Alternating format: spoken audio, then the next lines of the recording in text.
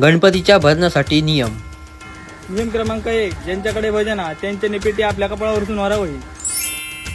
नियम क्रमांक 2, लोकांकडे भजना गेल्या तर आपला जुना फाटक्या चप्पल ठेवून लोकांचं नवीन चप्पल भरायचा नाही. नियम क्रमांक 3, भजन चालू असताना तुम्ही सांगता जिला निज येता आणि जिला घराकडे निजून येतं आणि भजनासून कल्टी मारतात समजता ना. नियम क्रमांक 4, लोकांकडे भजना गेल्यात का भिंतीत पाठ टेकून बसायचा ना. नियम क्रमांक 5, यंदा वर्षाला यंदा गणपती आमचे 5 दिवसाचे असतले म्हणून 4थ्या दिवशी उसळ खाव कशात तर लायत गोड घालून देतलो. नियम क्रमांक 6, लोकांकडे भजना गेल्यात तर पान खाऊ बसायचा ना.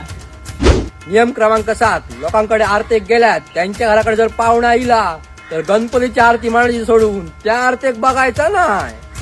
नियम क्रमांक 8, भजन चालू असताना पोरावाने चॅटिंग करायची ना. भजना गेल्यात तर शेवटच्या घरापर्यंत भजना करावा. मस्त सुंदर पाशात तर दुसऱ्या दिवशी तुमच्या घराकडे आरती करतो.